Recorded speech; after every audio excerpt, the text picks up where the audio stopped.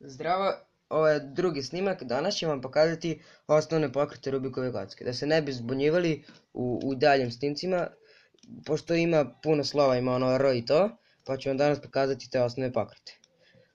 Kao što vidite, R je sa desne strane ka gore, a R' je desne strane ka dole. R je kao right, to je naše desno, znači sa desne strane ka gore i desne strane ka gore. Znači, R je ka gore, R' je ka dole. L' je ka gore, a L je ka dole. To je left. Kao što vidite, to je suprotno od desne strane. Znači, tamo je R ka gore, a ovde je L ka dole. A ovde je R' ka dole, a L' ka gore. Tako da, to je suprotno. I kao što vidite, ima i up, to je U. U'. To je up kao gore i onda, znači, U' i ima i down, D. D isto kao i kod R i L, isto je suprotno. D' je kao U, a D je kao U'. I ima još i ovo. Ima F kao front, napred, i to je ovako kao na našem licu, ovako, ispred nas. Znači, F je kao u smeru kazaljke na satu, a F' je obrnuto od kazaljke na satu. I ima B kao back. B je skroz ovde pozadnje, znači kako gledate kocku, ovako pozadi.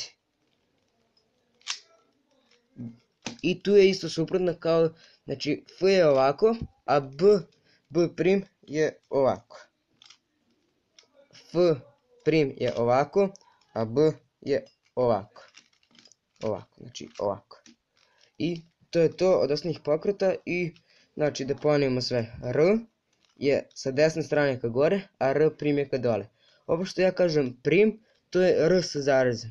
To ćemo vam isto objasniti. I imam, znači, a L je, znači R je sa desne strane ka gore, R' je ka dole. L' je ka gore, a L je ka dole. Znači suprotno je. U kao up, gore, U je na levo, U' je na desno.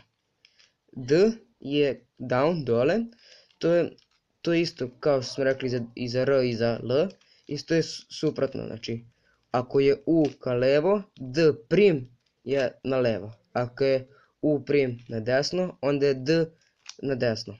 I ostalo još F kao front napred, onda znači ovako, ovo je F, ovo je F'.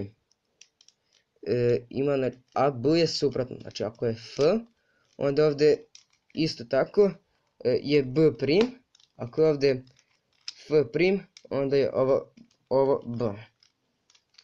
I to je to od današnjeg klipa.